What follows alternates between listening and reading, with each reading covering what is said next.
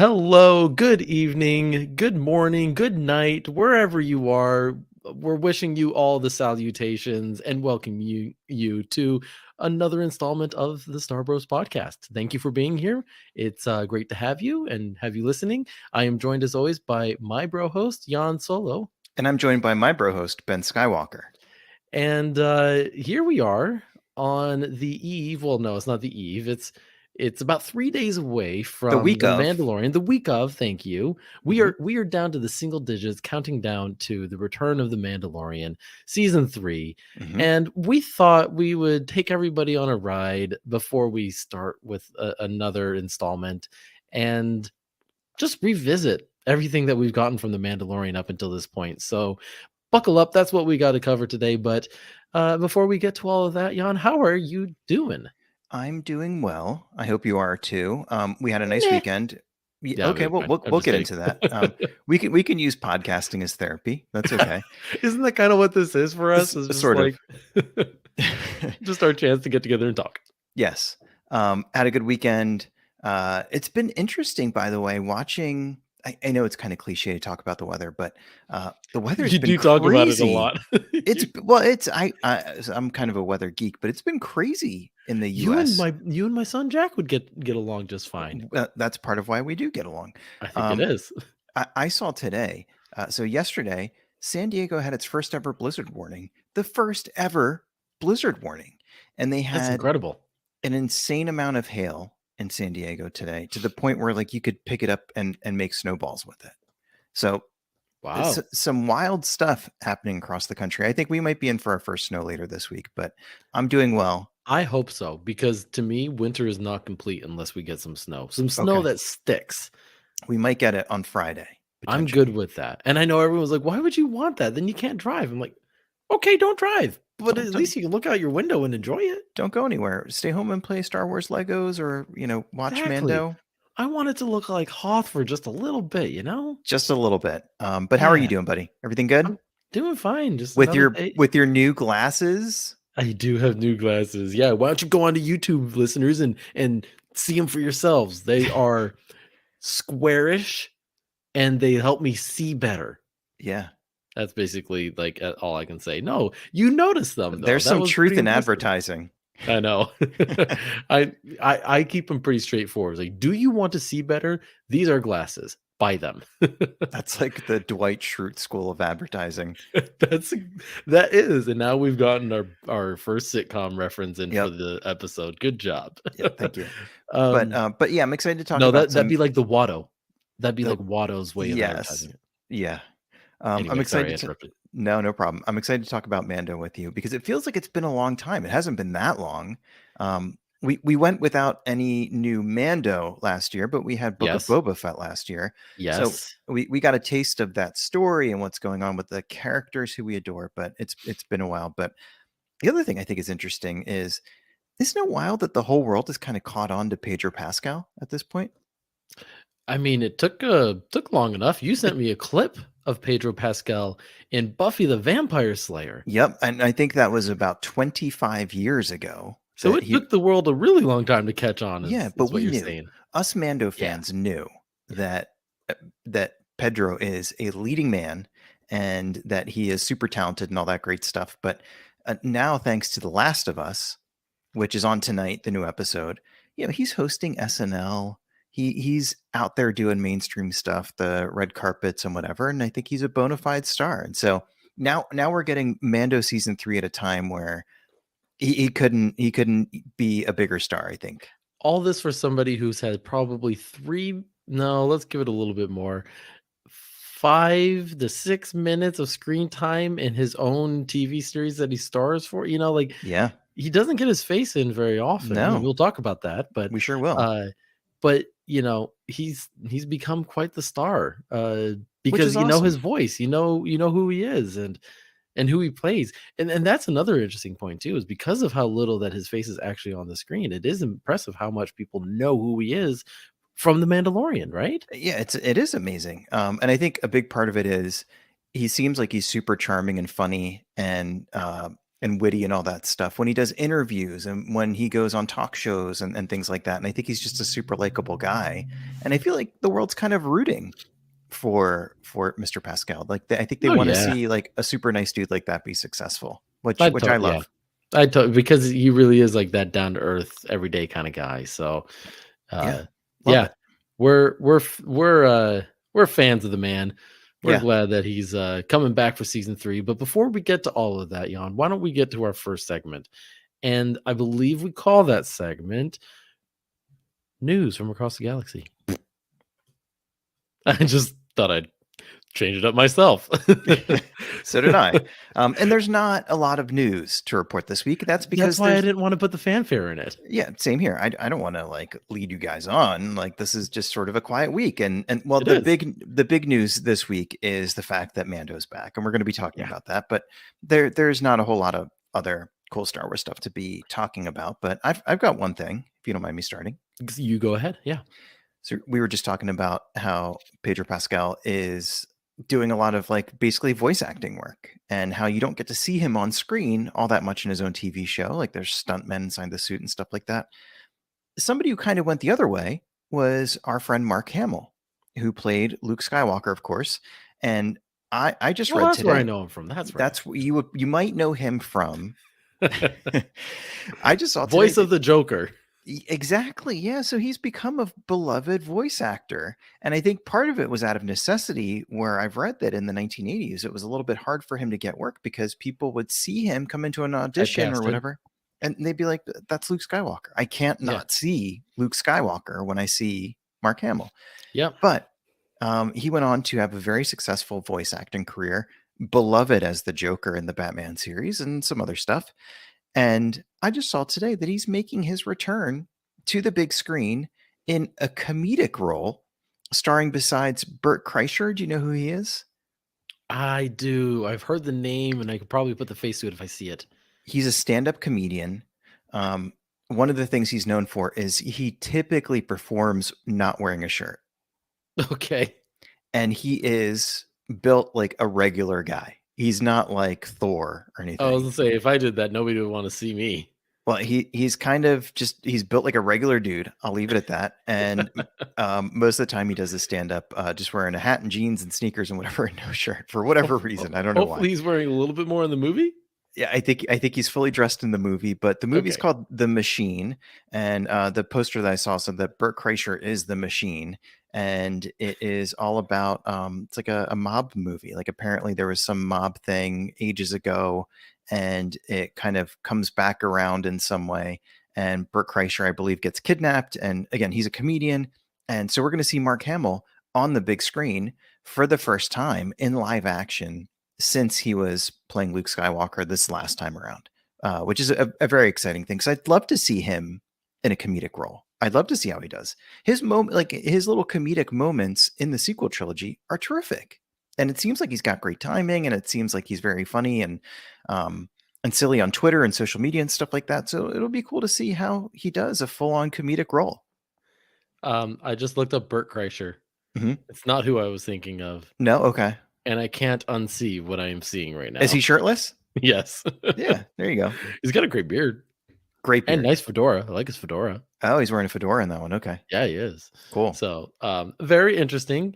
Good to see him make a splash. I remember I thought he was also going to be in so I thought you were going to say Guardians of the Galaxy for Volume 3 at first because I thought he was rumored to be in Guardians of the Maybe. Galaxy, or at least maybe it was confirmed. It wasn't confirmed who he was playing. Mm. So, maybe there's a chance we'll get him there. You know what? I've got IMDb up right now. I will look and just confirm that. Yeah, yeah, please Um, do. but Because that's a cool find. yeah, that's exciting news. I'm happy for him. But I also think it was funny. One of the things I noticed was that so he's making his live action return in a comedic role, and Harrison Ford is doing live action comedy as well. Huh. And he's playing a Okay. psychiatrist in a show called Shrinking. And I'm not sure what Okay. that is. I think that's on one of the platforms like Apple TV or Amazon or something like that. I haven't tracked that one down yet, but both of them are going back to work doing comedy, which is pretty cool. That's awesome. Yeah. And good to hear. It's good to hear that even at oh my gosh. I mean, Harrison Ford. Does that guy age? Does he, you I know? mean, look, he's got the last installment of Indiana Jones coming out this Yes, year. He's doing exactly. comedy. Um, yeah, he's stayed busy. Definitely a blockbuster A-lister and all that good stuff. Yep. Um, but I don't know. I think it's got to be a lot of fun to do comedy, and these are both guys who I imagine probably don't ever have to work a day in their life again if they don't want to. So it's kind of cool that they're picking to do this. I hope they're just having a good time with it because that'll translate well for us, the audience. Yeah. Yeah. I don't know. You'll have to watch it and let me know if I should watch it. If it's one of those that's like gonna have a cult following, and you're the one following it because you like both of the main people in it, you can Yeah, you could you be. can you can start the what'd you call it? What was it called? The machine? The Machine Yeah, with Bert Kreischer. you could start the machine, not podcast. Maybe not go that far, but at least fan club, Machine Fan Club. Yeah, we could call depending on how ourselves it does. Machine Heads. There you go. Is that not taken? I think it's taken. It probably is. Let's move on to another piece of news, shall Yes, we? please. Yep. Hey, the Bad Batch is continuing to roll, and I find it funny that I mean, there's still at least like 4 or 5, 6 episodes left Yeah, I was in gonna this ask you about season. that. Okay, Yeah, cool. and they're releasing on Wednesdays with the Mandalorian. So Wow. you get 2 tablespoons full of Star Wars on Wednesdays for a little bit. When's the last time we could say that? Maybe never to get 2 new episodes of new Star Wars series on the same day of the week The same for a few day. weeks. So you're gonna have to make a choice. You wake up in the morning and go, "What do I watch?" I mean, you're probably gonna watch Mando first, just because that's gonna be the water cooler talk. But Yep. Yep. not you want to avoid some spoilers. But don't pass on the Bad Batch. I've been enjoying the series. I mean, it's like every episode just kind of stands on its own 2 feet.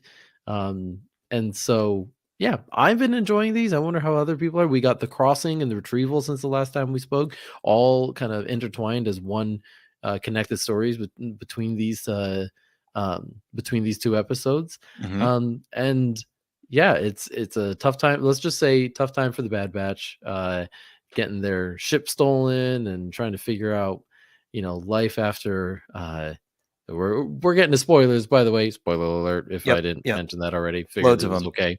And then with what's his name? Oh gosh, Echo making the decision to part ways. It's feeling a bit tough right now for them. They're trying to find their identity again. So I've been enjoying it. I wonder what everybody else thinks out there, but don't sleep on this is all I'm saying to our Okay. listeners, because it's I think it's moving to something pretty interesting. So, Have you um, caught any interesting Easter eggs or any kind of like deep lore stuff or any interconnections that are particularly interesting? Anything kind of happening in the background or anything like that? I not too much now that you ask. I'm thinking back to it. I'm not. Occasionally they'll like drop the name of a planet. You're like, oh yeah, we've been to that one, or I know that one. But like, this is an era that we haven't explored that much. Like Yeah. right after the purge, and what's the state of the galaxy at this time. So not too much, but never you never say never. Yeah. Filoni seems to randomly pull out a cameo from, out of nowhere from a Clone Wars. I mean, That's we cool. got Gunji, right? Just Yeah, yeah. just recently, and that was a perfect example of it. Like Gunji's from the Clone Wars. We're gonna throw him in here now. So you get that kind of stuff. Cool. Cool. So anyway, that's all on that. Speaking of getting their ship stolen, I meant to ask you, have you ever read a novelization of a movie? I actually haven't, and I've Neither wondered if I should. neither have I. And I saw something today that made me wonder if I should. And that was the novelization of The Rise of Skywalker came out a little while back, I think not Yeah. too long after the Yep. film. And somebody took a screenshot and posted it on Twitter, and I reposted it. And it was about, at the end, again, another spoiler, when all the ships show up. I mean, that And one's like 3 or 4 years old now, so we're yeah, okay. I think we're good. When all the ships show up at the Yeah, end? of So there's course. something in the novelization where they go into a little bit more detail about when other ships are checking in. And the one that I thought was really cool was the ghost was there. Oh, wait, I thought that was actually in Can you see it like in the movie? Do they say something? I wanna say you do, but I feel like I knew that in Okay. some way, I did um, not. And that's it's amazing, right? It's a great Easter egg. I mean, That's there's so many ships in that scene. there's a lot, and I think what the novelization does is it points some of them out to you that maybe either kind of go by too fast or in the background, or maybe you don't see them at all. But the novelization's canon, and so for anybody who's not familiar, the Ghost is the ship from Rebels, which Yes. is your brother Jerome's favorite Star Wars series. He does love that one, and we still have to I cover seasons 3 and 4 of that one. Yeah, I love it too. It might be my favorite animated series. Oh, it definitely grows on you and hits you in all the feels, so, Yeah. yeah. By the way, hello, Jerome. Thank you for Hello, listening. Jerome. Hope you're doing well. Hope you're doing great. Well, hey, those For the record, I hope you're doing better than your brother suggested. He was just hoping for well, and I said great. Oh, yeah. All right, I have no comment on that. Other than I meant the same thing. Don't look Mhm, into it too much. mhm, mhm. Love you, bro. All right, let's talk about one other thing. And this is my segue topic. Can, Favreau, have you heard can of him? can I do a quick aside? Oh, Because yeah, sure. that just reminded me of something that happened today. So there was a boxing match that was on today from live from Saudi Arabia. So it was on at like 2 o'clock here. Were And you wearing your stormtrooper boxing gloves and air punching while you were watching I it? no, I wasn't punching anybody. Oh, I'm disappointed. But so one of the guys who was boxing, his brother was in the audience, and one of the journalists or one of the announcers went over to him with a microphone, and he was sitting ringside, and he did put the microphone in his face, and he said, what did you say to your brother before he went in there? And he said, I just told him, I'm not going to give you a big speech. I believe in you, and I'm proud of you, and I know you put the work in, and I love you, man. And then the journalist said, I love you too, back to him. Oh, you sent me Yes. you sent this to me, and I haven't been able to look at it yet. That's what you Yes. said. That is 'Cause amazing. just a little bit of a reflex kicked in, I guess, and then it was awkward. And then he's like, "No, no, not you. I don't know who you are, what your name is." I just met you, man. But go on, you're gonna One say step at a something. time. Yeah. All right. Let's no, I was just gonna talk about Favreau for a second here. Yeah, So please. Favreau was doing his little pressing tour and you know, talking pressing tour. You know what I'm saying, people, a press tour, uh, and talking about the upcoming season. And there were just a couple of little things that I think he dropped that I found interesting. So I thought I'd just throw them out there and get your reaction to them, and then we'll Please. use this as a segue into our next topic. So Okay. the first one was, and I'm paraphrasing all this because it's kind of in the headlines, it was more anywhere that I saw it. This idea that Mandalorian might not have an end. Mm. And that he's kind of envisioned it being more of this constant, like his big goal is that it's a constant water cooler topic, right? That you can keep going back to. Um, he's not really looking at this like it'll end after season 4, it'll end after season 10 or something like that. I mean, he probably won't go on forever, but he'll tell the story that's there as long as there's story to tell, is what I'm kind of gathering from That's really this. cool. So um I have a few thoughts on that. Like, I feel like it's got to end at some point. Or at least it's got to be going in some direction, or else this Yeah. turns into. I'm sorry to all the Big Bang Theory fans out there, of which I am partially one. But it's not like the Big Bang Theory, which just went probably like 7 seasons too long, right?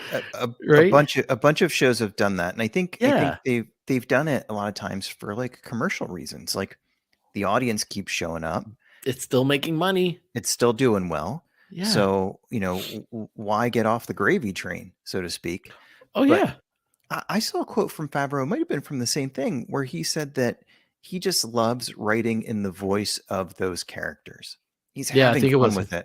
it. Hmm. He's having fun with it. He feels like, and I think when creative people are really having fun, I think that translates into really creative output in terms of the story that they're writing or whatever. Um, that might end at some point. Like it might Yeah. not feel as fun anymore. But I think what he's potentially going to do is kind of set the stage, and then maybe different media can take over Mando video games. People have been saying there's going to be a Mandalorian video game for a long time. Oh man, could you Um, just imagine a Mandalorian Lego? Like that would be amazing. that would be a really cool game. But comic books, a feature length film. Like, who knows? But Yeah. I think it might be that he's building this foundation for this potentially really iconic set of characters, and that they're going to kind of live on through other storytellers and things like that.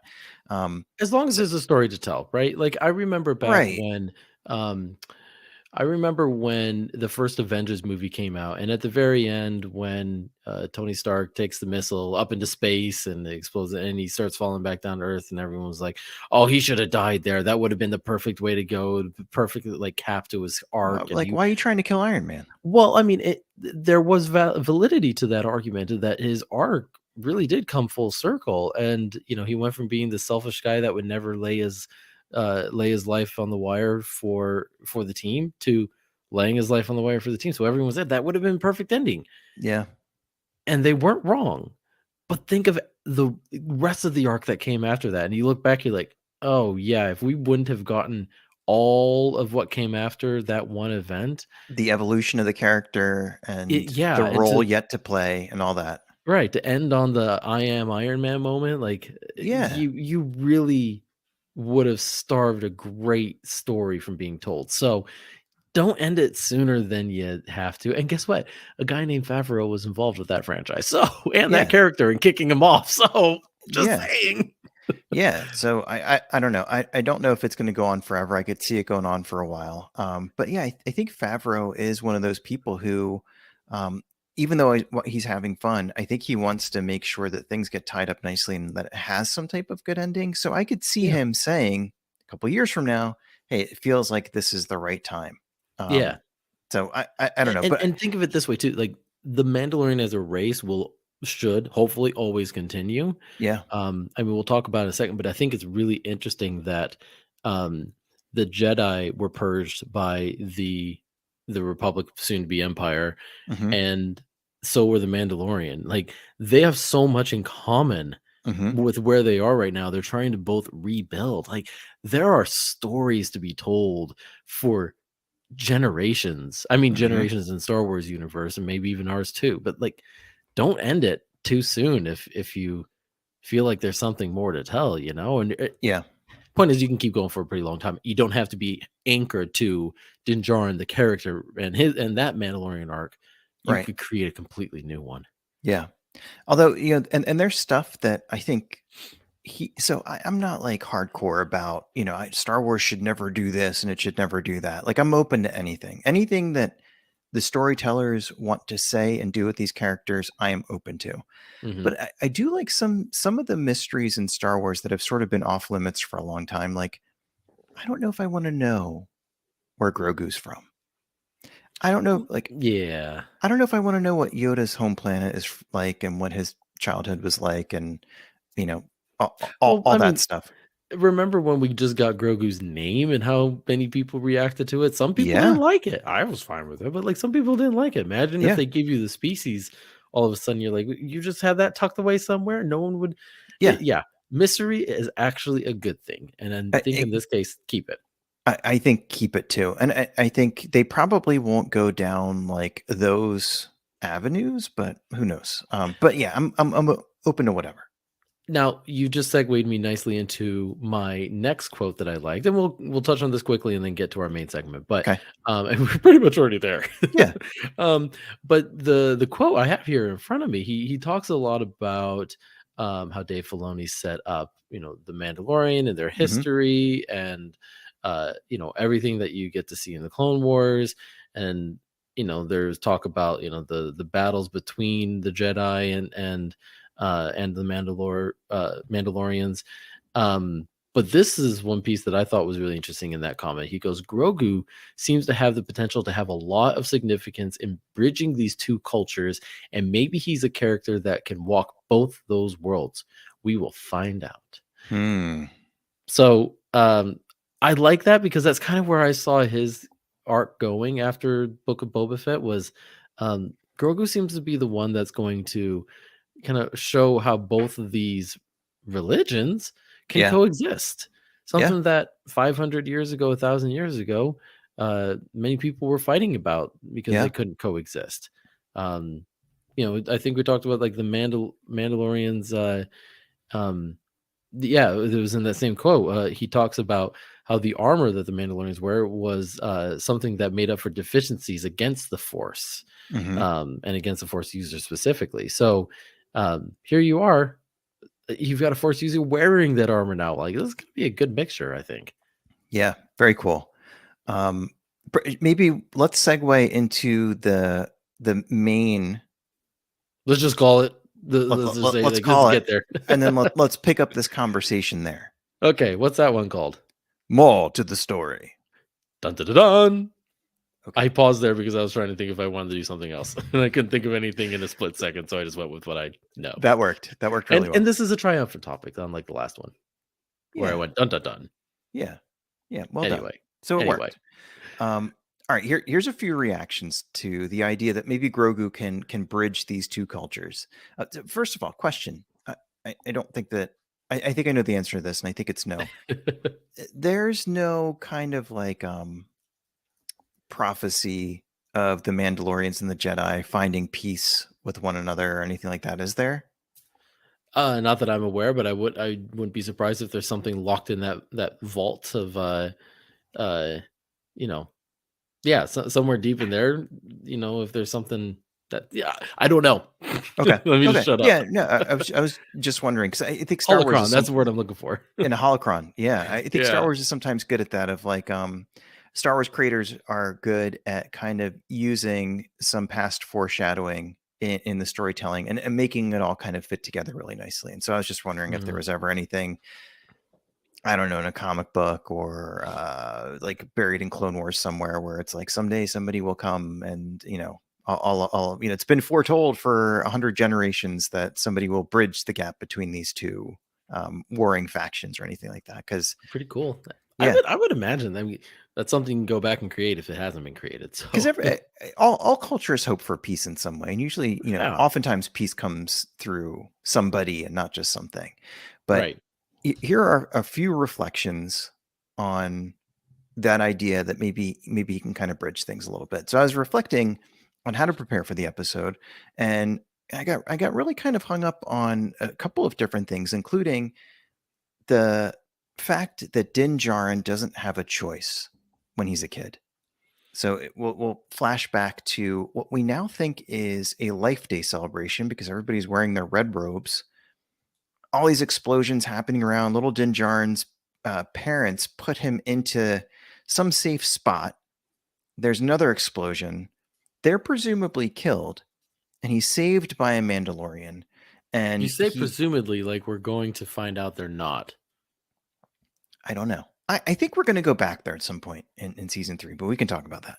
Okay. But uh, but he's saved by a Mandalorian. He becomes a foundling, and I'm thinking about the stuff that that he must have gone through, and he I think lost his family. I think he lost his sense of security to a certain degree, and I think he just lost his feeling of physical safety. And getting this new family of the Mandalorians, being taught how to defend and protect yourself, and all the good stuff that comes with becoming who he becomes, kind of fills those gaps a little bit, but he doesn't have a choice. And it was interesting to me that when he finds this other foundling in Grogu, he tries to kind of do to him what was done to Mando.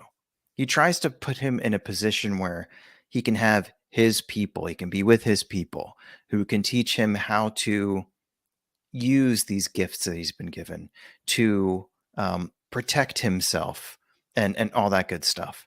But then Grogu has the one thing that he doesn't have, which is he's given a choice by Luke. He's given the opportunity to say, you want to go this way or you want to go that way. Hmm. And people's first reaction to all that was, oh, he picked Mando. He picked that way of life.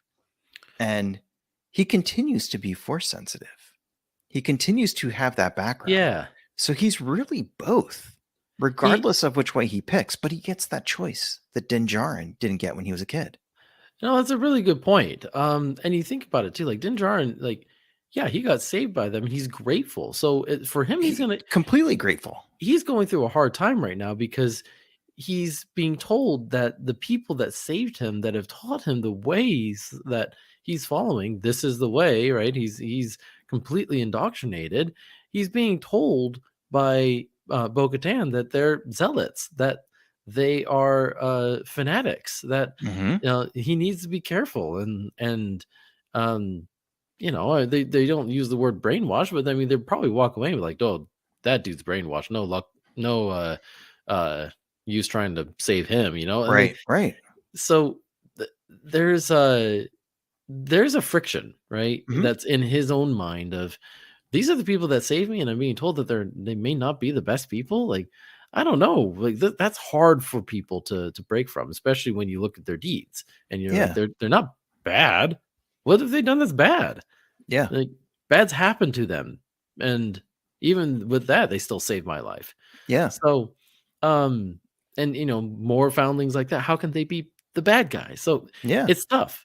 Whereas Grogu, he's in a position where he's basically, like you said, made to choose between his life with Mando, with Din Djarin, or his life with Luke so far. And frankly, like the religion of the Jedi is not as appealing to what he has with Mando.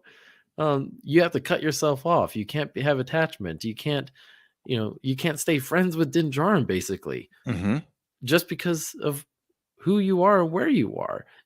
So that's a tough position, and no wonder he chooses to go with Mando. Because guess what? He's familiar. He felt happy. He felt loved. He was also saved by Mando, so we feel some loyalty to him, just Sure. as Mando feels loyalty to the Armorer and everything that they've taught him.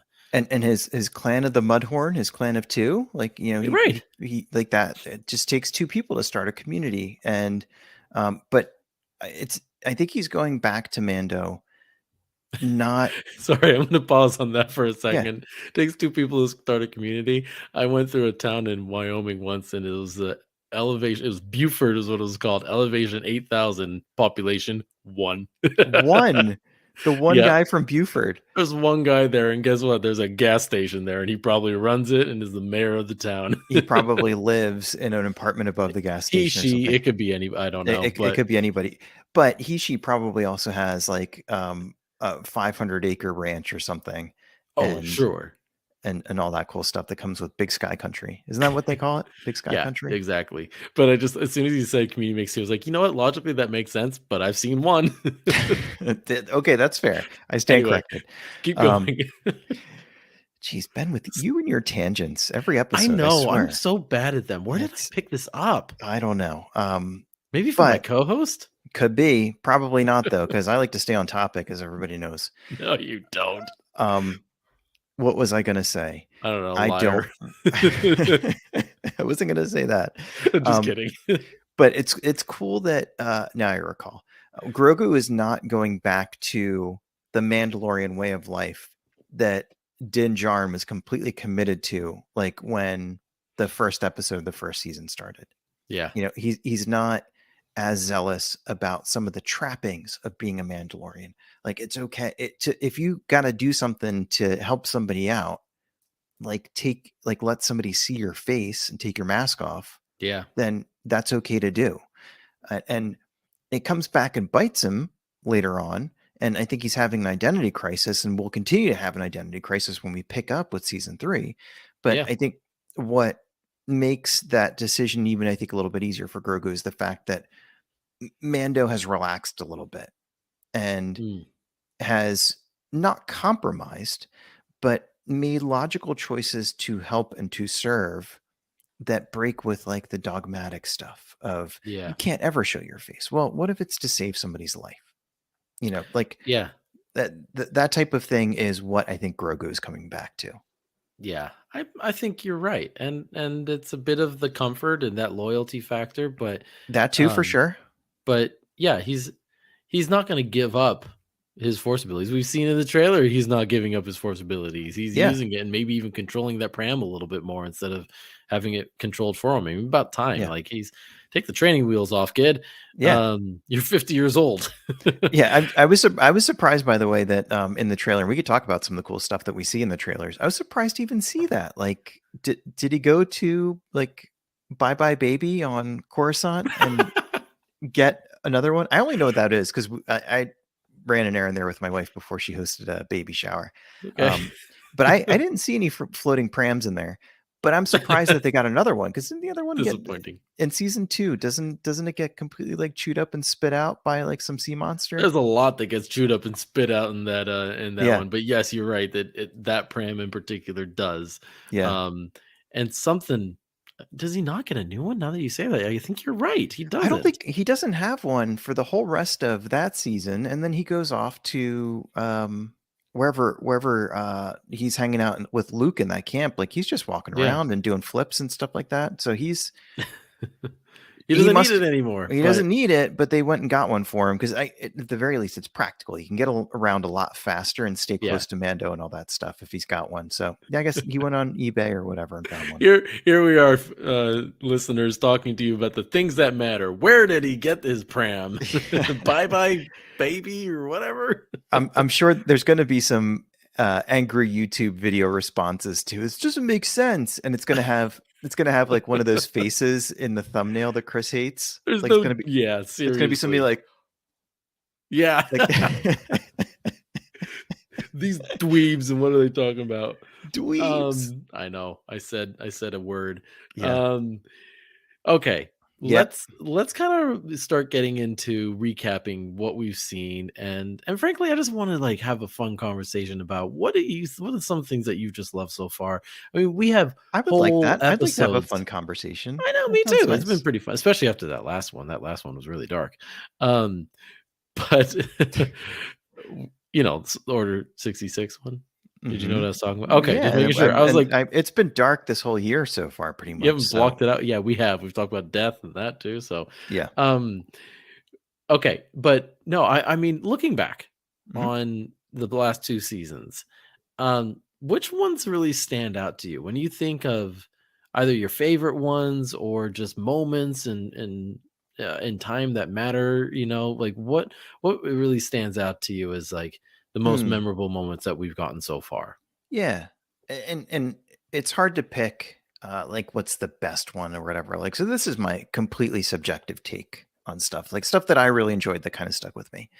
Um, Going back to season 1, I loved then, and like when I think back to season 1, I think back typically to a couple of episodes, and they're not even like necessarily pivotal in the story. They just stuck with me and hit me in different ways. Um, Loved the first episode, Mm-hmm. like right out of the gate, and thinking, so I'm kind of nostalgic for like that time too, when that came out. It was like right before lockdown that season 1 came out. We were so innocent We were then. so innocent and young and just sort of like full of hope for the future, and then it all kind of came crashing down. um but hey, we're back. Things are going well. Hmm. um But I love that first episode, and I remember going into it, like, not knowing what to make of this whole thing, and part of what I was trying to, like, reconcile in my mind was, like, "Alright, so it's like it's a show, like, with a Mandalorian, and it seems like it's sort of like I got a Western vibe Hmm. from the beginning, and that didn't necessarily seem to carry through. And the music is another thing that stood out to me. Yeah. Like really listening to the music in that first episode, like rewatching that first episode. So there's stuff like in the visuals and the story and getting to know Mando and stuff like that really stuck with me. But one when he was further developed as a character, and we got to know him and Grogu a little bit better. One that really stayed with me was the Sanctuary from season 1. And Oh, okay. for those who don't recall, That that was episode 4. Yep. episode 4 with the Clatooinian Raiders, and we meet Cara Dune and That was Mando. Like, Bryce Dallas Howard's yeah, directorial debut that was her debut. within That was Star the Wars. first thing she With ever. Star Wars, at least. I Okay, don't know if she had directed I was other gonna things. say. I'm just sticking to Star Wars. I was gonna say, because I think she's directed other stuff, and all of a sudden I thought like Yeah. maybe she just did it all in the last couple of years. But Mm-mm. um, man, we see flashes of Mando having different types of feelings. Like he almost has this love connection in Oh, and in that one, in yeah. Sanctuary. It's like a little bit flirty, and you kind of like picture him having a happily ever after. Yeah. Um, and you can see the warmness between him and Grogu, and all that good stuff. And so that's one that stayed with me from the first season. And I Would you just call that one your favorite episode then? Is that what you're saying? at the If you had to moment, pick one? yeah. Yeah, if I had to pick one tonight, I would say that Yeah. that one really stuck with me, and I love that one a lot. The way that, he sort of, empowers the people around him by helping to train everybody to protect themselves from the Platooning Raiders, and, Yeah. all that good stuff. So that I that's think one that's a great choice, to be honest. Like, that one's up there for me, and if you think back, like, there were some pretty big episodes that were led up to it. It was kinda starting act 2 of Yep. of the series at that point, Yeah. um, and had the risk of just, like, being a lull and kind of falling off, but, like, it really tied well in because 'cause you're just like, "Oh, yeah, he's found this kid. It'd be nice if he could just settle down. Wait, we're only half through this season. Yeah, That yeah, can't be yeah. where this Yeah. ends." And then for it to, like, remind you at the end, "Oh, no, he's on the run, He's and on the there's run, he's nowhere not safe for him." safe. Yep. Right. Yeah. So, that one stands out as a really good one. We get Cara Dune and, the great character that she is. I know there's all this stuff. That's a question, like, how are Yeah. they going to address the disappearance of Cara Dune? You know? I don't know, because I think there's been some casting stuff come out, and it doesn't seem like they haven't said that They they've recast her, No, they basically said they're moving on, and so so she'll I just be I don't gone, I know. think. I guess so. I mean, disappointing because, again, as a character, like, people really liked her character, and I really like the character too. s so it is what it The is.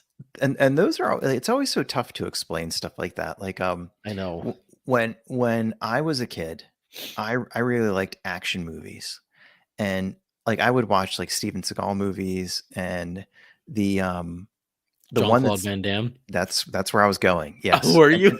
yeah, and here's the connection. I've never Is he seen one, I Belgian, just by know the him. way? He is Belgian, yeah. Okay, yeah, and you've never seen one of his movies, and No, you lived in Belgium. I Wow. know, what's wrong with me? Um, in a couple of Jean-Claude Van Damme movies, he plays an American guy who has to explain why he has an accent.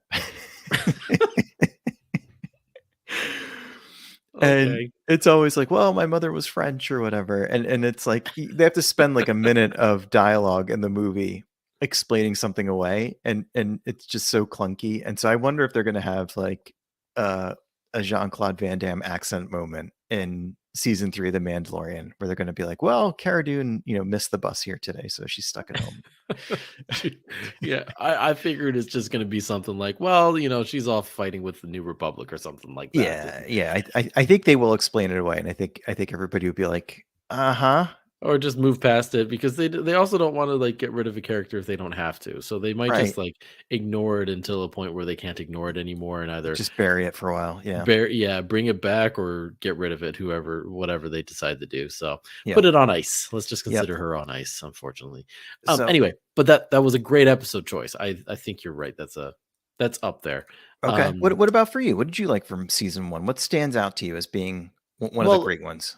so I'll tell you a couple things. Well, I'll answer your question on the episode first, and then we can go into some of the moments that I think were most critical in that one, Yeah. in that whole season. But to me, it's episode 3, The Sin. Like, if I Mm. think back to all the episodes, which were great, there's only one I think people look back and like that was a bit filler feely, but Which I'll one is that? episode 5, I think that's the gunslinger one. Where, like, yeah, we went back to Tatooine. We had the story. He Yeah. moved on, but, like, nothing really developed or happened that was, like, monumental. But if you think about, I want to just point that one out for a second. Like, that's where we were introduced to Pelimoto. That's where we went back to Tatooine. That's where we Yep, got we got reintroduced Fennec to Shand. Fennec Shan was Yeah. introduced, and Boba Fett was brought back or teased, I should say, for the first Yeah. time. So, like, it's a pretty critical episode all by itself, and Yeah, if yeah. that's the lowest one on some people's list, like, that's how good this thing is. Mhm. So, anyway, my answer, though, is The Sin. I just think back to that one, I think it's the one that basically told audiences, this one is gonna be heavy, it's going to be different than anything you've ever seen in terms of for Star Wars, where, I mean, he roasts a guy at one point, right? Mhm. Um and yeah, it's Mandalorian faced with his biggest decision in his life, and he decides to go back. I mean, he breaks the code. So Yeah. I just it was a really cool one. We got to see That's all a the great one. Can Mandalorians I in change mine? action. You can if you want. I'm not going to hold you back. They're all so good. I mean, I can be convinced that pretty much any one of these is just the greatest thing ever. I mean, the last episode too with Moff Gideon and some of the Hmm. action in that one with the 501 in there. Hmm. It was just they're all good. And and But and that's my that's choice. and that's one where John Favreau wrote himself in through Paz Vizsla, and so we get to hear John Favreau. Do you remember? Do Which you one? remember in the Sin? Paz Vizsla is Favreau's voice? Yes, you didn't know that? No. What's wrong with me? Yeah, that's him. I'm pulling this up right now. Yeah, you Remember, go ahead. You go ahead and do that. But yes, that's him in the first season. That's him. Was it in the Book of Boba Fett when it's him squaring up with Mando when they go to meet the armorer and he wants the dark saber? That's John Favreau. wow. What is Excuse me, wrong with me? Jean Favreau. Jean Favreau. I'm looking it up. I'm waiting for his name to pop up. It hasn't yet. Let's keep moving on before I just get lost in this. That's okay. Yeah. That's a good rabbit hole to go down. If anybody was unaware, yes. So John Favreau and Dave Filoni are on screen at different times, and their voices can be heard in the Mandalorian series. But I think Dave Filoni doesn't make his appearance until season 2, episode 1, as Wolf Trapper, the X-wing pilot. Yeah, that one was a good one just Yeah. to get his little cameo there. I agree. Yeah. And oh, look at that. There you go. You're Yeah. right. I Yeah. did not know. And one other thing I wanted to say about that episode was um oh no, I lost it. Uh I mean, it was just so cool to get all the Mandalorians together and to kind of see the character develop of Mando. It'll come back to me, but oh, that's what it was. Deborah Chow. Yeah. That was also her. That She was her first directed one. the episode. Yeah, and it's what got her Kenobi, basically. Oh, cool. I Yeah, well, mean, that was a dynamite episode. That her I love how they all have different visual storytelling styles. Hers, I felt was like very cinematic. Like that could have been a full length yes. movie. The Oh Sin. yeah, exactly. And that's what again. So much good stuff happens in that one. And that one has one of my favorite Easter eggs of the whole series. What's And that? there's a bunch of them throughout the series, just little things in the background that Excuse are me. wow. Yeah, Sorry about that. relax a little bit there. Just trying to get a drink here. Um, there are little things in the background that are give nods to different parts of the Star Wars story, and sometimes it's the place we go back to Tatooine and so on. But when Mando goes to hand over the baby to the client, and the client goes to pay Mando, he gives him beskar. That Oh, is in what's it in? the ice cream maker. Is it an ice cream maker? Oh my goodness! Because I thought it was just some important piece of equipment on Bespin that Wilro Hood was running with to get out of Oh, town. that's right. Sorry. I Yeah, mean, I went straight away to the yeah. No, real that's life okay. what it was. That's What okay. do they call that? A camp camp troller? Is that what it or it's a I forget. I you forget. know You the could, word I'm thinking of. Yeah. yeah, we'll look that up Anyway. too. But Um for anybody who's not familiar, in Empire Strikes Back, there. sorry. Should I just stop there? That when Just like people anyway. when people are fleeing Bespin, there's a guy in an orange jumpsuit you can see in the background running with something under his arm, like somebody would run with like a rugby ball or a football. And the prop is an old GE ice cream maker that somebody I think you just thought looked spacey and they handed it to him. And so if you ever go to Celebration, which we'd love to do someday, I keep hoping it's back stateside maybe for the next one. They actually Yeah. have this East character's name Coast is too. yeah, the character's name is Wilro Hood, and there is a running of the Wilro Hoods where like 100 people will show up in orange jumpsuits with a GE ice cream maker under their arm, and they run across the convention center floor or whatever, and it looks like an awesome time. But that appliance there is what Mando gets paid in. His best Yeah. car is in a GE ice cream maker as a nod to Wilro Hood, and just one of my favorite little Easter eggs Yeah. That in one an was otherwise like deeply serious episode. oh yeah. It's yeah, you're right. It's just kind of tucked in there and people went crazy. Yeah, Speaking of something that people went crazy about yeah. with the season, you can't like, just think back, right? This was the launch of Disney Plus, Yeah. the series that was really put on as the poster, Hmm. it was like the main poster when advertising Disney Plus is this new series from Star Wars is coming called The Mandalorian. Yeah. Listen to some of the music, it's great. Look at some of these clips, it's awesome. And we come to find out that they kept a very big secret from us for a really long time, and it was this child, Baby Yeah. Yoda. That And you're didn't leak. watching You're right. That did it not get didn't, out. but you're watching this first season and you're just like along for the ride, like, hey, this is really cool. He's gonna go and try to get this bounty. Okay. Yeah. Yeah. 50 years old, that's weird. Or he must be really good because he's gonna go off of nothing in that chain code. Like, cool. And then at the very end, you see what it's all about, and your mind is blown. Like, And if you could they just go back in time and relive that. oh my gosh, that is one of like all-time great reveals slash surprises in any series or movie, I think. Yeah. And I'll just keep harping on the fact, like, I can't believe like nothing leaked out. There was no sign of it whatsoever. And nowadays, like, stuff just gets out. Like, remember when The Force Awakens was coming out? I think there was like some issue where they accidentally stocked certain toys on the shelves at a Walmart that gave away I some. remember what it was exactly because Yeah. you saw it, and it was a toy of Ray holding something very specific, Hmm. and A cheesesteak. yeah, it was, and all of a sudden, Philly was on the map in Star Wars. The new Ray goes and gets a cheesesteak Black Series.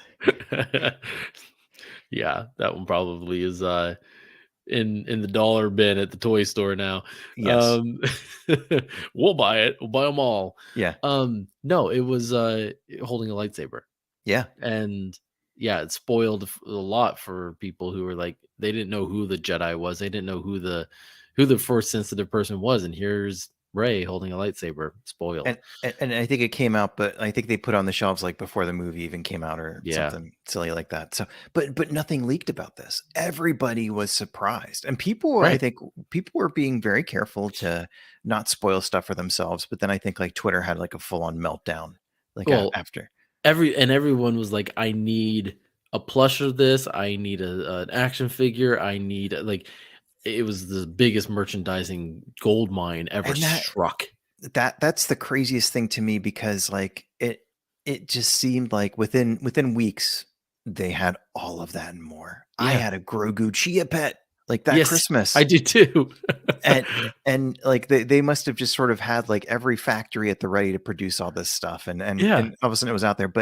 But the story, that plot point did not leak out. That was not No. something that was spoiled for anybody unless like one of your dweeb friends told you, "Oh, you'll never believe what I saw on The Mandalorian last night." Yeah. Um, but yeah, But that even that then, like, if you waited a little too long to watch that first episode, you were it was sorely mistaken. unavoidable. Yeah, Exactly. That made me think too. This night tonight we went over to someone's this house night. who this night. I don't know why I said it like It's that. poetic. Stop it. Um, this evening, uh, Uh-huh. my family and I were all over at Ce soir? someone's house. Just stop it. Let me tell my story. Go on. And my little 3-year-old likes to get curious and like he's basically like went upstairs and like started opening up all the bedroom doors and I'm like, dude, you can't do this. But he opened up the guest bedroom and look in there, there's a bookshelf and on there like Harry Potter books, and then there's just this little plushie of Grogu, like, Aw. and it's the only Star Wars thing I saw, but I'm like, there it is. Yep. Everybody has a little Grogu something in Somewhere. their lives. Yep. So, but again, I just look back and you had no idea where this was going, and as soon as that happened, your mind was just blown of Yeah. everything this series was going to become. So, Yeah, and one of my favorite moments in that is when Mando and the IG unit are sort of like hovering over the pram, and you hear the blaster go off, and you realize that Mando has shot the IG unit, oh and yeah, and that's one of I think the first like pivotal moments of a different type of decision making by Mando, hmm, and just kind of showing some more like authentically emotional human side of him. of Yeah. like, we're not gonna shoot this little dude. I'm just gonna Yeah. shoot you. Yeah, like this yeah, exactly. Like it's not that's not how this is going to go. Yeah. Um we also got to talk about Queel for a second here, Yeah. who The I know wonderful you Quill. absolutely love. Yeah, This go he's ahead. one of my in the Star Wars galaxy. He would be one of my life coaches because he's got Yes. stuff figured out. Yeah, he does. He does seem to have a lot figured out, and he's had about 200 years of working as a slave to figure it all out, right? Hmm. So, Hmm. or whatever, However however long, long his servitude was to the empire, as he talks too about, long. way too long. Um, but I bring him up only because we get introduced to him. He's a great character. He is the moral compass, I'd say, of Hmm. everybody uh, that he meets. Even Grief Karga, think about like uh, A disgraced obviously magistrate. you're right, exactly. And it was Grogu that really got him to change his mind in the end. But Quill was just as important, I think, uh, in most of that. So anyway, just bringing it up because I think if we think about some of the greatest ones in season one, like you can't mention it without mentioning Quill. No, Great character. totally agree. And yeah, he's just like he's a source of wisdom. I think the whole thing of him taking a killing machine type droid and turning it into a nurse droid is emblematic, I guess, of the effect that he can have on those around him Right, when he shares his wisdom and his care and all that good stuff. And ultimately, it he sacrifices himself trying to save Grogu, right, and so he lives and he dies with the same level of integrity. Like he was willing to try to make that run to get back to the Razor Crest and um, put himself in danger and pays the ultimate price, unfortunately. But it's hmm consistent with who he is as a character. yeah, Just terrific character. yeah, totally agree. And Um, who would have ever thought that we'd be talking on our podcast about an Ugnaught and how important he is and how he's a source of wisdom and care and all that. It's pretty Well, cool. yeah, it is. It is. You're right. And let's not forget, it's Misty Rosas. Is that how you say your name? Who Who is brings it to also life? Frog Lady? Frog Lady too. That's a good segue into season two. But before we get there, the one last thing I think we can't forget, like character development wise, Mando goes from this person who's kind of he's just a cold hearted bounty hunter with, frankly, no purpose but to get to the next job. Uh, who ends up having more of a purpose by the end, who's taught by Queel, who is Yeah, his life is forever changed by the child, and then he gets over his fear of droids. yeah. Is the other big piece of him. That's true.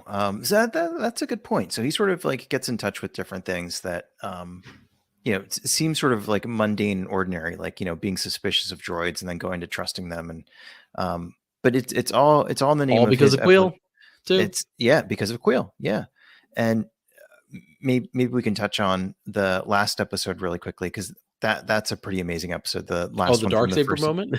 Or what? Not the dark saber moment, but I was thinking about when they're going down like that lava river Yeah, and they've got the R2 unit who is kind of whatever the guide or the propulsion system or all those things. yeah. Um and that to me was a moment where I was thinking about how Mando is a Mandalorian. Those are his people, but when we first meet him, he's sort of on his own. He's very much the loner type, but he starts to build this network of people like a I heard the term today, framily, where it's friends who are Friends and almost like family. family? Yeah, Okay. friends who are like not biological relations who sort of become people who you completely trust, and Yeah, they'll get your back and they'll get you out of a sticky situation. You'll try to do the same for them. sure. um, and I'm not sure when we first meet Mando in the beginning of season one, I'm not sure if he's that open to that, working with other people, trusting other people.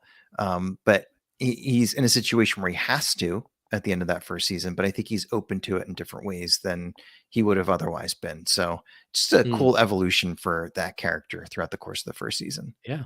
No, that's a good point. Yeah, you think that it ends there, but there's a lot that ends up happening in season two that I think is, uh, you know, ends up being just as much growth for him too. Yeah. Where he starts to question some of his beliefs, Hmm. where he goes on this journey to find the Jedi. It's like it's completely out of his element, right? He's the Yeah. bounty hunter. Yeah.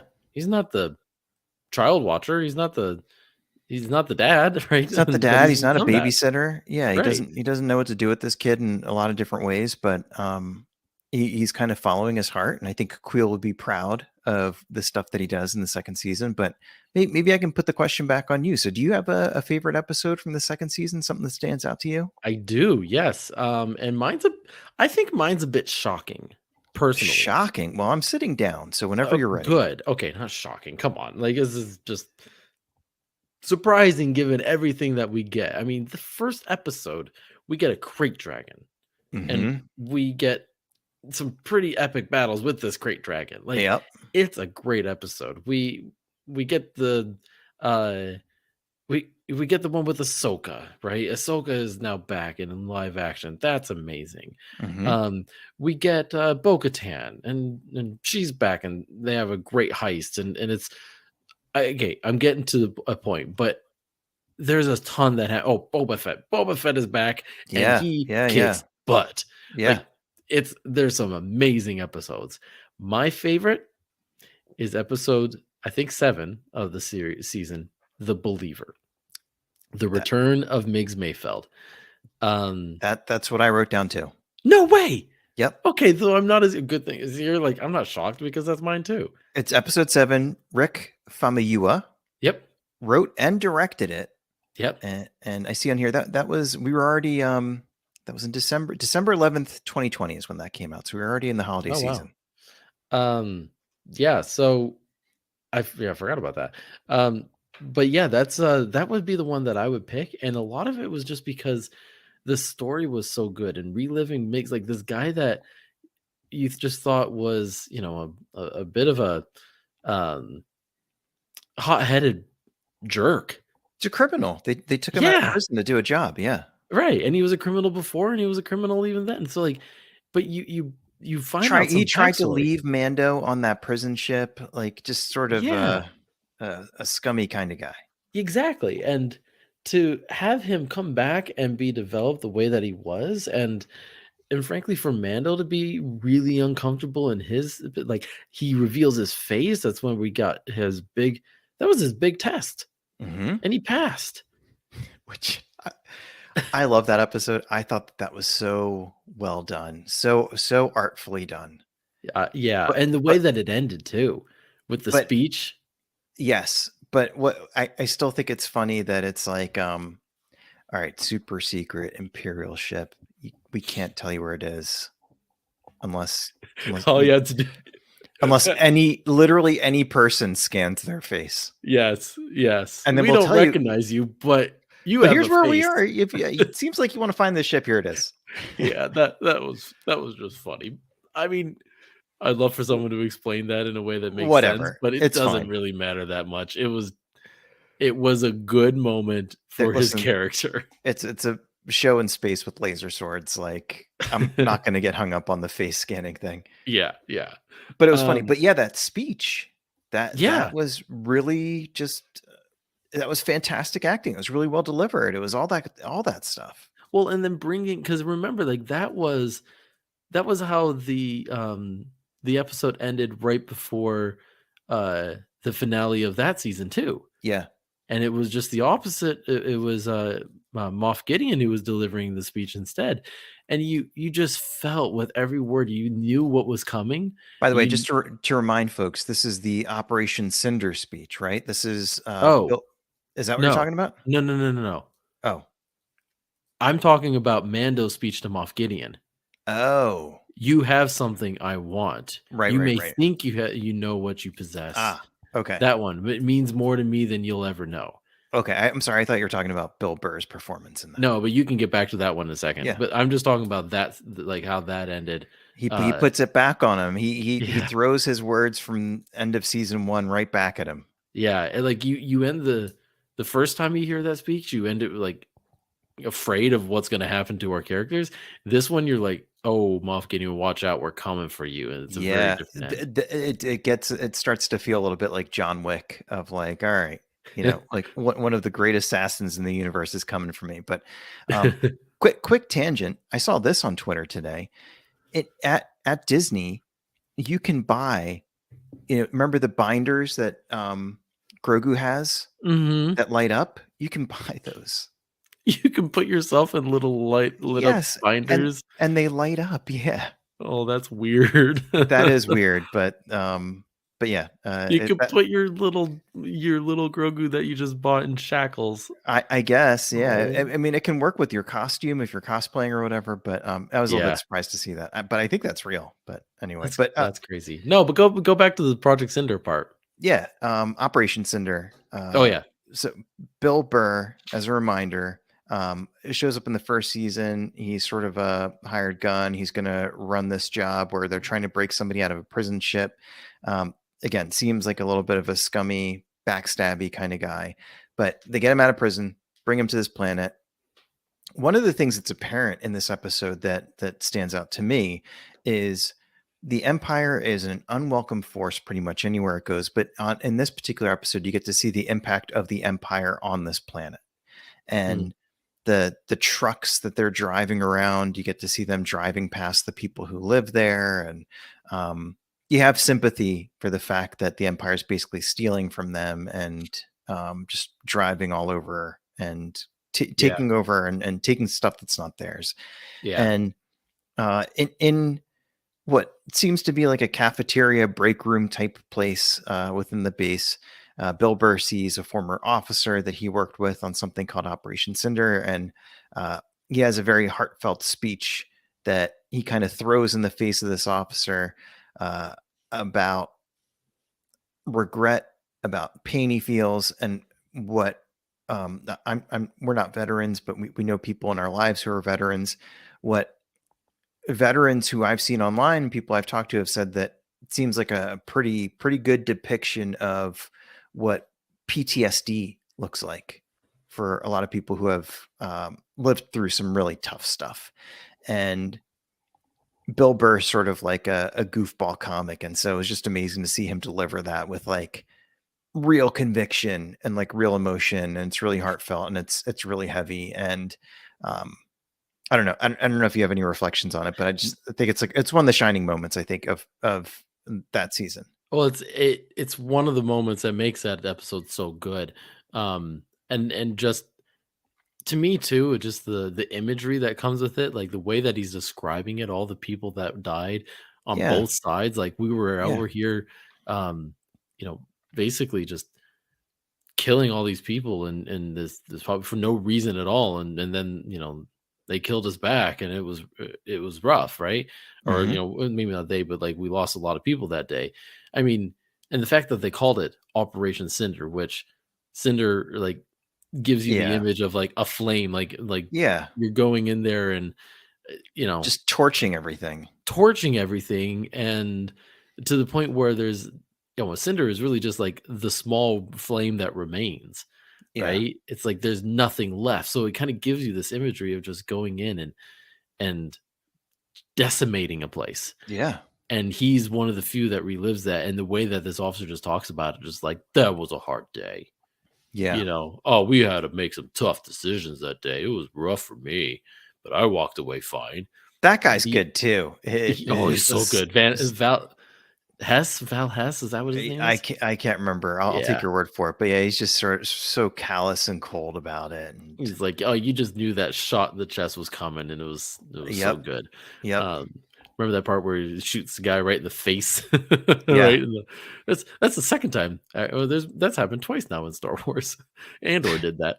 yeah, yeah, yeah. Um, anyway, The uh the the other thing that was memeable coming out of that episode is, I can't remember what show it's from, but, I think it was maybe a cartoon, but there's a lot of, memes of, like, Mando with his helmet off, and then mm. from whatever this thing was from a cartoon, just some girl saying, "I guess I just didn't expect you to have a mustache." I mean, most of us were going like, um, how do you shave? And nobody can see that. You can shave it all off, or you can just let it grow. What it would look like if it just grew right out of it. Like, He I was mean, probably my he was probably mind was like going all over the place. he was probably like, "This mustache is just for me. It's my little thing. Yeah, I like having one. It doesn't have to be for any. I'm not trying to impress anybody. I just like having a it's mustache." comfortable under here. It keeps me warm.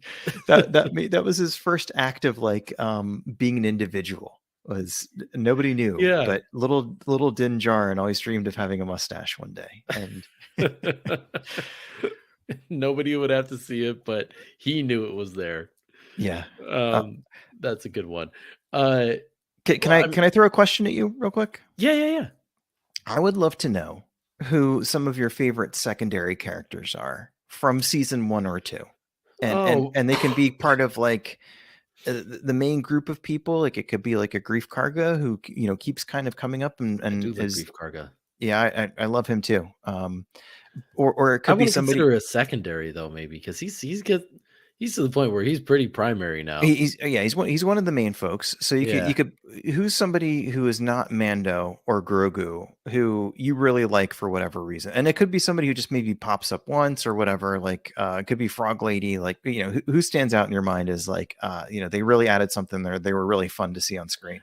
I mean, I'm gonna go with Pelimoto as one of mine because she's just so funny and steals every scene that she's in. Amy Sedaris. I mean, Yep. she's hilarious. She's kind of quirky. She's, but at the end of the day, she's got a good heart Yeah. too. So I mean, she's built this relationship and friendship with Mando that's just so uh what's improbable, right? Yeah. Yeah. Yeah. And That's a good way to put it. Yeah. right, it's like these two, really, these two are friends, Yeah. okay, but fine, whatever works. And they are like fact that in Book of Boba Fett, she's there getting him a new ship, and I mean, all those scenes are so great too with her. So, Mm. um, I mean, I really like her as a character. She's very secondary, but steals every scene that she's in. Cobb Vanth is great too, Yeah. in the scenes that we get of him.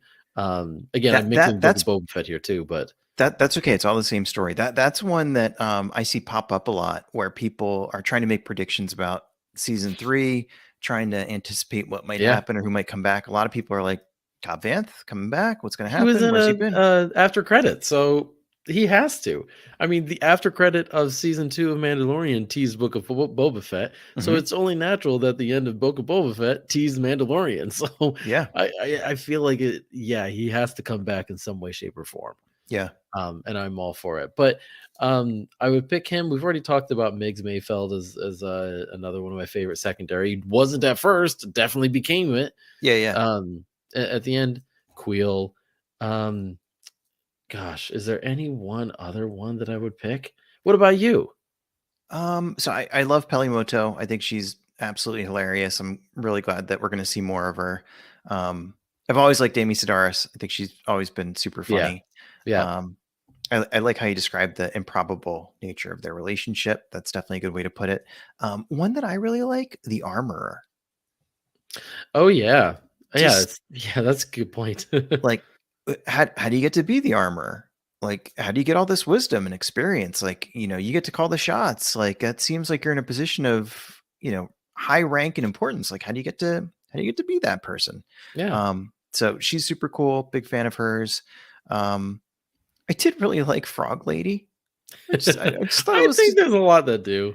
just so odd and out of nowhere, and I really like that particular job for Mando because it was, they land on crazy ice spider planet and, go through some stuff, but, it was for a good cause. It wasn't like they were Yeah. breaking somebody out of prison, like, they were trying to get her home so that they could start a family, and, there's also some sweet moments with, like, her and Grogu later on when he's, like, looking at her tadpoles and probably trying to resist eating them and all that stuff. So there's just a bunch of really good background characters, and I like a lot of the villains that they throw you. Like the Oh yeah, Werner Herzog as the client is amazing. Like we don't yeah. see him every episode, but like boy does he leave an impression. Um, so Or the the Ahsoka episode, the Jedi episode, like that yeah, town, and I'm forgetting their oh that names, but setting, yeah, it's such a bleak setting, and then you open it up to this oasis where I'm forgetting her name right now, but Yeah. she's just sitting there, living life and enjoying it as much as she can while everyone around her suffers. Like Yeah. it's painful to see. Yeah. So yeah, I mean, there's some really good ones in this whole. I'm looking up her name right now, by the way. Morgan Elsbeth, that's what her name Mm. was. Mhm. Um, yeah, there are some great ones. But let's also talk about um just the cameos for a second in Oh, season sure. two. Um, like I said, you get Ahsoka, you get Cobb Vanth, you get uh you eventually get Luke, right? Bo-Katan, right? Yeah. You get a ton of cameos, and I think some people watched a Boba Fett, right? Um, some people watching at the end, they're like, "Man, is this Mando's show anymore? What is this Mhm. about?" Mhm. Um, and it's a fair question. I don't know if it's a fair criticism, but because I think the important point is all of this is kind of happening to him when he's realizing that um I'm going to steal a little bit from Marvel, that Mando is part of a bigger universe. He just doesn't know it yet. Mm. And this is his insertion into that bigger universe. Mhm. Do you know what I'm quoting there, or who I'm quoting there by chance? Samuel L. Jackson's character. Anyway, moving on. I'm not deep in Marvel the way I that you know, are. I I love it. I know. think it's great, but I I was can't quote wondering. it. I was just wondering If you tell if me you were that just like Sam sitting there Jackson like, said what are you that, doing? I'm gonna take your word for it. Yeah, he did. Okay. Um. Anyway, so I mean, I just think of all the cameos, and I guess my question for you is one, how do those sit with you now, with season two being pretty far in the rearview mirror, and then secondly, do you think we're in for more cameos? I'll answer that second one first. I think for sure. I think we're in for a bunch more cameos. I can't even begin to predict what they might be. I think we're going to get new folks who are going to become central to this season's story. I think we're going to see some of the folks that we saw before who continue to be part of Bando's life and Grogu's life in some way. Who Okay, and how? Like I think like we know that we have Ahsoka coming up. We could have something like we see Ahsoka again. We could have a look at Thrawn potentially. maybe. That would be I wonder cool. if they'll save that for the Ahsoka series. They might save it for they might drop another hint about Thrawn. Thrawn might be somewhere like in the area or something like that. Like I don't know. Yeah.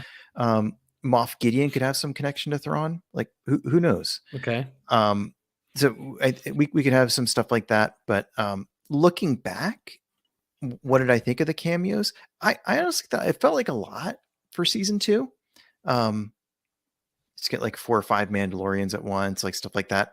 But I thought it all worked. I thought it all added too. It wasn't distracting. It Well, wasn't too much. yeah. Um, I mean, if it were completely out of left field and like let's just start randomly throwing Jedi in here for no reason at all. Like, no, his whole quest was to find a Jedi. Remember, it yeah, was like, yeah, who could that Jedi be that he eventually finds? And we were like, well, I guess Ahsoka, but then Ahsoka said no, and so you're like, well, then I don't know because the only one that makes sense is Luke, and they wouldn't do that, and then they did, and the shock of when they did was amazing. yeah. Um, There was YouTube videos and of people crying, like because people set yes, up their cameras when they watched that episode, and people just broke down. But they did a really good job of having some deflections and throwing people off a little bit. Like I remember it might have been in like one of the main trailers. There was Sasha Banks was there with her hood up. oh Remember yeah, yeah, who yeah. played one of the Mandalorians? And I apologize, I don't remember. That's her wrestling name. I don't remember what her real name is, but she was awesome in it. And a lot of I'll people were help you like out just a second. Mercedes something, I think. But she, That's her everybody, name. Cosca Reeves is her character. yes, okay. Um, but a lot of people were like, "Oh, that must be the Jedi. The Jedi must be watching, knowing that Oh she's yeah, that's right. that they're searching for a Jedi, and maybe she's scoping it out just to make sure she knows what's up before she connects with them." And so there was like stuff like that that I thought that they did pretty well, Yeah, just messed with us successfully. yeah. So yeah, I loved a lot of the cameos. It would be cool to see Cobb Vanth again. It would be cool to see some of the other folks who we met Well, again. I don't think that some of those are cameos anymore. They're just I characters in think the story now. I think you're going to just see this constant rotation of like, you know what, Boba Fett makes sense in this moment Yeah, because we put a Mandalorian in his show. It's kind of proven that this is just one ecosystem that all of them exist in, and you can pull from them whenever the story dictates that they should be there. yeah, So, and who doesn't want some more Timothy Oliphant in Star Wars? So, um, but yeah, I think it's going to be here to stay. Here's the one. All right, I don't like to speculate. I don't like to get hopes up for anything. So I'm just going to say this is like I'm not saying this will happen or has to happen or anything, but the okay. one I'm thing nervous.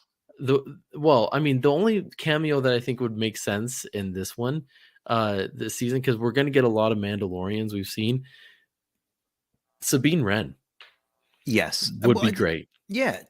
I, and she's been cast. she's been cast. I was going to We say know that she's they've been cast cast. her, but we don't know what she's going to appear in or when. Well, we know she's gonna be in Ahsoka, Right. but So how great would it be to just drop her a little bit early and be like, she's part of, like, the Mandalorian battles and things like I that. could definitely see them doing that.